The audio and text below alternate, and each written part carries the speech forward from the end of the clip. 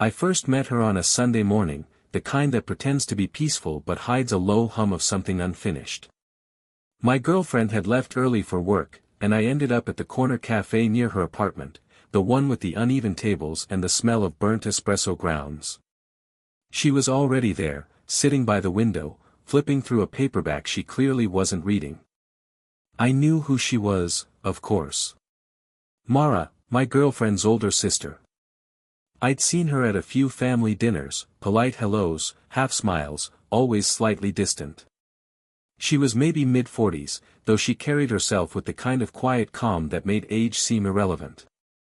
She looked up when I walked in. Just a small glance, nothing dramatic. Still, it felt like something passed between us, not attraction exactly, just awareness. "Morning," I said, sliding into the seat across from her because it felt rude not to. "Morning," she echoed, marking her page even though she hadn't turned one in 10 minutes. The silence stretched. I stirred my coffee, even though I don't take sugar. She noticed. Still pretending to like it bitter, she asked, a faint smile tugging at her lips. I let out a short laugh. "Still pretending to read that book?" She smiled fully this time. Touché. That was all it took, two tired people, teasing each other out of their quiet routines. I don't know how long we sat there. Maybe 20 minutes. Maybe an hour. The cafe's playlist cycled through 3 acoustic covers of the same song. She told me she came here to watch people try to look busy. I said I came here because it's quieter than home. She nodded like she understood more than I'd said. At one point, she reached across the table to adjust the salt shaker that kept sliding toward the edge. Her fingers brushed mine, briefly. Nothing intentional. But the contact stayed longer in my head than it should have. When she pulled back, she asked softly, "Does she know you come here?" I hesitated. No. It's not a secret. Just, not something I mention. Mara nodded again. She had this way of listening, really listening, that made silence feel like a question. Outside, a delivery truck idled too long. Someone laughed near the counter. Time didn't move so much as stretch. I folded my napkin just to have something to do. "Your girlfriend," she said finally, eyes still on her coffee, "she's lucky. You have a steady kind of presence. Most people your age don't." I didn't know how to respond to that. Compliments from her felt weighted, like they meant something she didn't say aloud. So I just nodded. "She says I'm boring." Mara's mouth curved, almost tenderly. "Then she doesn't really see you." Something in the way she said it made my chest tighten, not because it was romantic, but because it was true. Before I could think of what to say next, her phone buzzed. She glanced at it, frowned slightly, and stood. "I should go," she said. "Family things." "Sure," I said, though I wished she'd linger another second. She hesitated before leaving, her hand resting lightly on the back of my chair. "You should finish your coffee," she murmured. "It's getting cold."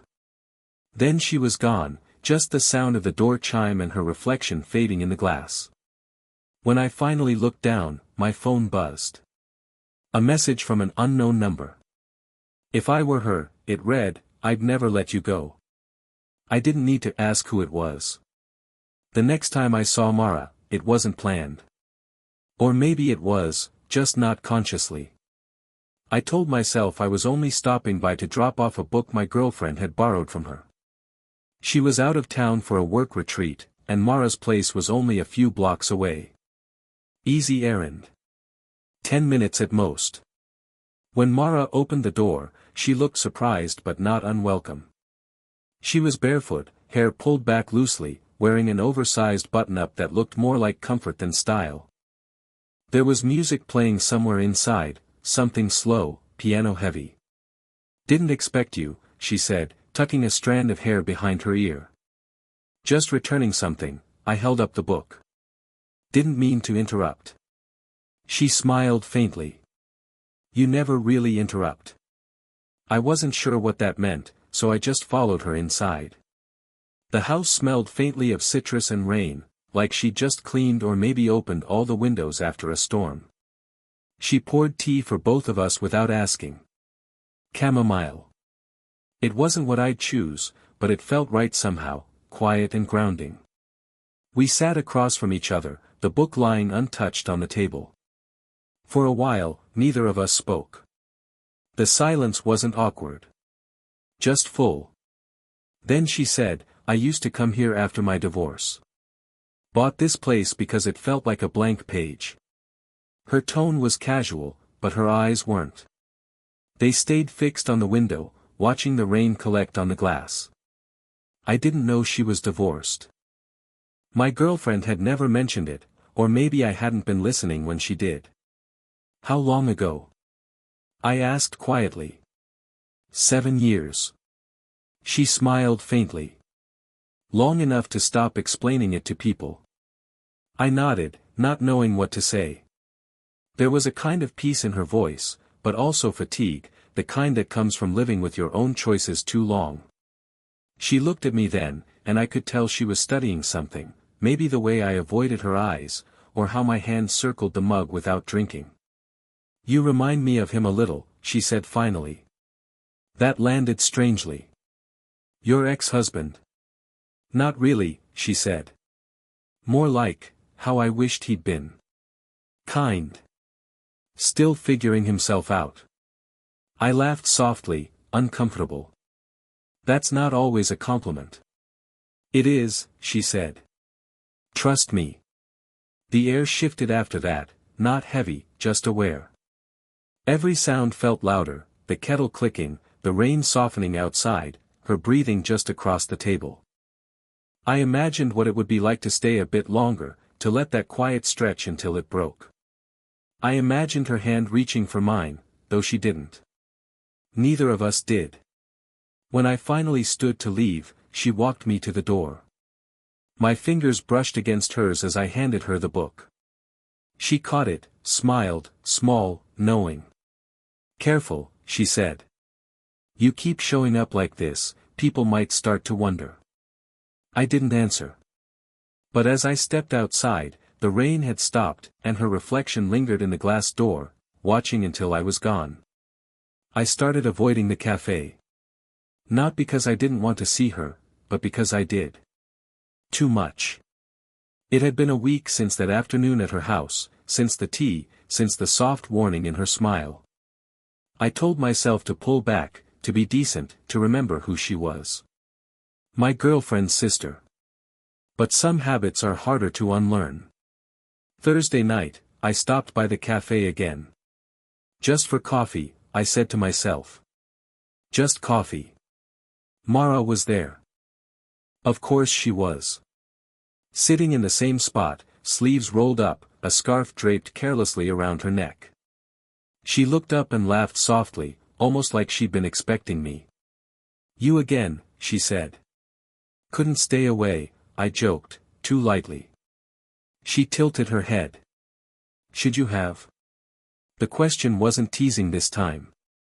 Just quiet, curious. I shrugged. "Probably." She didn't look away, and that felt dangerous, like standing too close to a flame. We sat there again, like nothing had changed. Like everything had. Halfway through my coffee, she asked, "How's your girlfriend?" It was casual, but not really. "She's good," I said. "Busy." Mara nodded. "You always say that." I wanted to ask what she meant, but her tone made me stop. Then she laughed, softly, to herself. "I keep forgetting how young you are," she said, almost tenderly. That stung a little, though I didn't show it. "You make that sound like a flaw." She smiled. "Sometimes it is. Sometimes it's the only honest thing about a person." The silence that followed felt like an open window before a storm. Just then, the bell above the door rang. My girlfriend, of all people, stepped in, scanning the room. I froze. Mara's face didn't change. She only shifted slightly, her hand resting over mine under the table. Just for a second. A warning, maybe. Or reassurance. I couldn't tell. "Hey," my girlfriend said, walking over. "Didn't know you were here." "Yeah," I managed, forcing a smile. "Ran into Mara." "Again?" she laughed, glancing between us. "You two are getting close." Mara's hand disappeared. Her smile was effortless. "He's easy to run into. I think the cafe's his new office." It was a clean save. No tension in her tone. If anything, she sounded amused. My girlfriend bought it. She ordered her drink and joined some friends by the window. When I finally looked back at Mara, her gaze was steady, unreadable. "Close call," she murmured. "Yeah."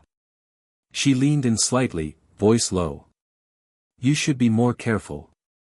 People notice patterns." "I know."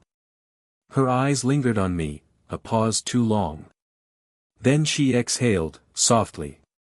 "We should stop." The words hit somewhere between relief and disappointment. I nodded, but neither of us moved. Outside, the evening light dimmed. A soft reflection of her face glowed against the glass, close enough that I could see the pulse in her neck. She reached for her cup, fingers trembling slightly. "Still bitter?" she asked. I smiled weakly. "Getting used to it." Her lips parted, as if she might say something else, but she didn't. Just a look. Long, unguarded. The kind you don't give by accident. And for one suspended heartbeat, it felt like we were both about to do something we couldn't undo. Then she looked away. It had been 2 weeks since the cafe. 2 weeks of short texts from my girlfriend and long silences from Mara. I told myself it was for the best. Distance. Clarity. But clarity is overrated. That evening, I saw Mara again, by accident, or fate pretending to be coincidence. The sky was dimming into that pale gray before rain, and I was walking home through the park when I saw her sitting alone on a bench. She was watching the lake, unmoving, a thermos cupped in both hands. Something about her stillness drew me in before I could talk myself out of it. "Hey," I said quietly. She turned, startled at first, then softened. "You again." "Seems to be a theme," I said, sitting beside her. "Not too close. Just enough to feel the space between us." For a while, we said nothing. The water rippled faintly. The air smelled of rain and something like regret. Then she spoke, barely above a whisper. "You know, I used to come here when I needed to feel small." "Small?" She nodded. "After the divorce. When everything felt too big. This place reminded me the world doesn't revolve around my mistakes." I glanced at her hands, still clutching the thermos. Her knuckles pale. "Do you still come here for that?" I asked. Her laugh was soft, tired. "No. These days, I come here to forget that I can't help myself." That caught me off guard. "What do you mean?" She didn't answer right away. Just stared out at the lake, then said, "I should have stayed away from you." My throat tightened. "You haven't done anything wrong. That's not the point." Her voice trembled slightly. "You make it easy to forget what I promised myself I wouldn't do again, get attached to someone I can't have." The words hung there, heavy and fragile. I didn't trust myself to speak. My pulse felt too loud. "You're good," she continued, quieter now. "Good in a way that makes people believe things again. That's dangerous, you know." "I don't mean to be," I said, almost whispering. She looked at me then, directly, without the usual restraint. "I know. That's what makes it worse." Rain started, soft at first. She didn't move. Neither did I. The space between us was charged, fragile. "Mara," I said, her name barely leaving my mouth. She exhaled shakily, closing her eyes. Don't. I know, she cut in, voice breaking the way light breaks on glass. But she's your world. And I'm just the shadow beside it. Her hand brushed mine as she set the thermos down. Not a gesture, more like gravity pulling us closer. I turned toward her, searching for something I couldn't name. The rain thickened, blurring everything except the small tremor in her breath. For one impossible moment, we leaned in, not enough to cross the line, but close enough to feel it hum between us. Then she stood abruptly, pulling her scarf tight. You should go, she said. And just like that, she walked away, leaving the thermos behind on the bench, still warm. The next morning, I texted her. Did you get home okay? The safest sentence I could think of. It stayed unread for hours. Then days. By the third day, I stopped checking. Or tried to. My girlfriend was back in town, her voice bright, her attention elsewhere. She asked if I wanted to have dinner at her sister's that weekend, said Mara had invited us. I laughed it off, said I was busy. She didn't notice the relief behind it. Still, I found myself walking past Mara's street that night, like muscle memory had learned her address. Her windows were dark except for a soft yellow glow from the kitchen. I stood across the road, watching shadows move, hers, probably. Or maybe someone else's. The thought landed hard. The next day, she called. Her voice was calm. Too calm. I think we should stop talking for a while, she said. I sat down on the edge of my bed. You already stopped. I mean properly, she said. Not halfway, like we've been pretending to. There was a pause, a long one. Then she added, my son's back from college. He'll be staying with me for a few months. Son. It hit me that I didn't know she had one. My girlfriend never mentioned him. Mara had never said a word. You never told me, I said quietly. I don't tell people everything, she replied. Especially things that make me remember how old I am. That's not, don't, she cut in. You'll make it sound kind. I wanted to tell her that kindness wasn't the problem. That the silence was. But the words tangled before they reached my mouth. Anyway, she went on, voice steadying, it's better this way. For both of us. Her tone said final. But the tiny break in it said please disagree. I get it, I said. You're right. And that was the lie that ended the call. Afterward, I sat there staring at my phone, at the empty thread of messages that suddenly felt like a record of something that never existed. For the first time in weeks, I didn't go to the cafe. I stayed home, half watching old movies, half waiting for a message that never came. One night, close to midnight, I opened a new message window. Typed her name. Then typed, I saw your light on. I wasn't going to stop. Just wanted you to know I almost did. My thumb hovered over send for a full minute. Then I deleted it. Somewhere, in another part of the city, she was probably doing the same thing, not sending something that might undo us both. I turned off my phone. The room felt too quiet. Outside, the wind pressed softly against the window, like someone testing whether I'd open it. I didn't. It was late when I saw her again. A week after the call, maybe more. I'd stopped keeping track. My girlfriend was on another business trip, and the city had turned cold overnight, that kind of wind that smells like old rain and endings. I went walking just to get out of my head and ended up near her street again. Every window dark, except hers. Same faint yellow glow in the kitchen. I told myself I'd keep walking. But I didn't. When she opened the door, she didn't look surprised, just tired. Like she'd expected this. Or dreaded it. You shouldn't be here, she said softly. I know. We stood there in the doorway, the air between us colder than the night. She stepped aside. You might as well come in. The house was quiet except for the low hum of the fridge. The kitchen smelled faintly of mint tea and something sweet that had burned. A half-finished crossword sat on the counter. "You're up late," I said, just to say something. "Couldn't sleep." "Same." She poured 2 cups of tea without asking. "Chamomile, again?" "Always chamomile." I watched her hands move. She didn't look at me. "Mara," I said finally.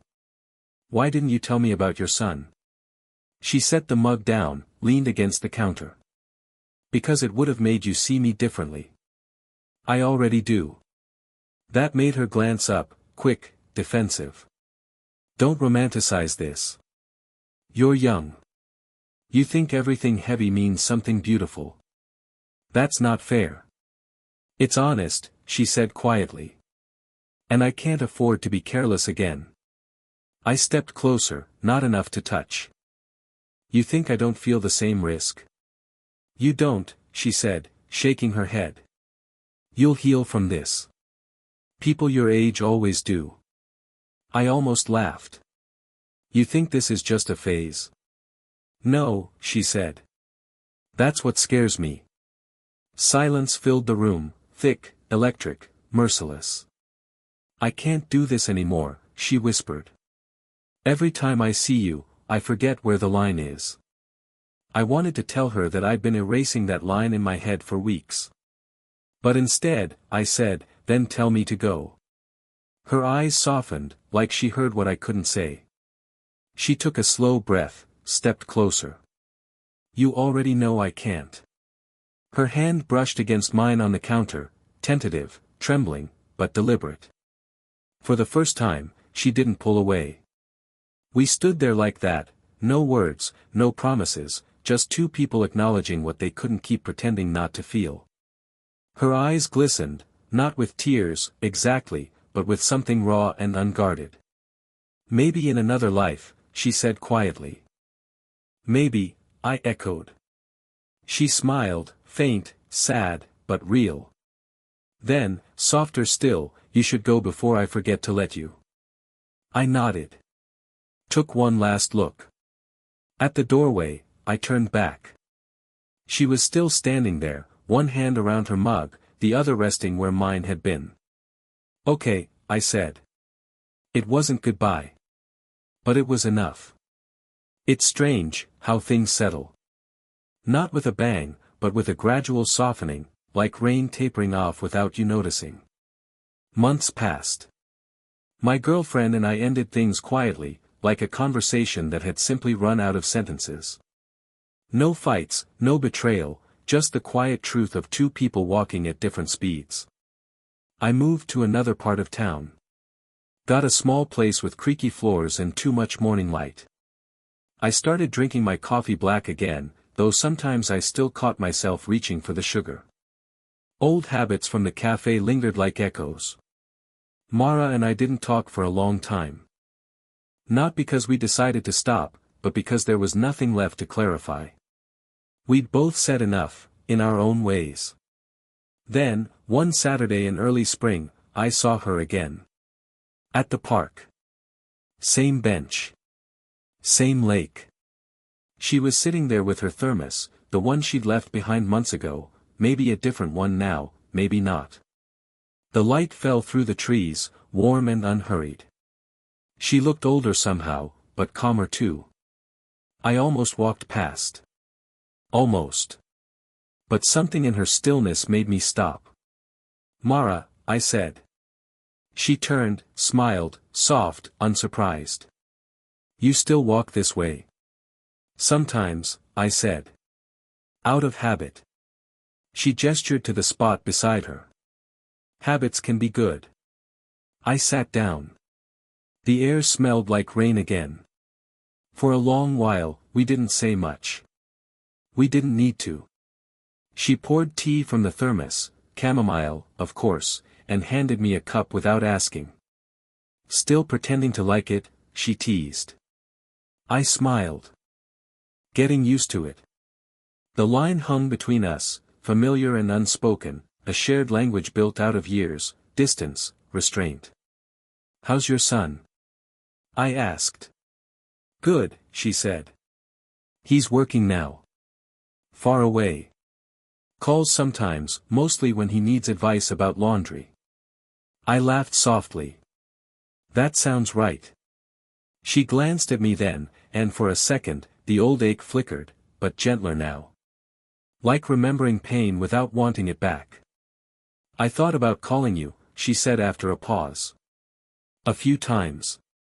"Why didn't you?" She looked down at her hands. "I didn't know if I wanted to start something, or finish something." I nodded. "Maybe we don't have to do either." That made her smile, the same quiet, restrained smile that had undone me once. A breeze moved through the trees, scattering tiny blossoms across the path. One landed on her sleeve, she brushed it away absently. We sat there a little longer, watching the lake ripple, listening to the faint hum of the world carrying on. It wasn't a reunion. It wasn't closure either. Just something in between, like coming home to a silence that finally felt kind. As I stood to leave, she said, almost to herself, "You know, if I were her, I still wouldn't have let you go." I turned, caught her eyes, and smiled. "You didn't." And for the first time, it didn't feel like a confession, just the quiet truth of what had already happened.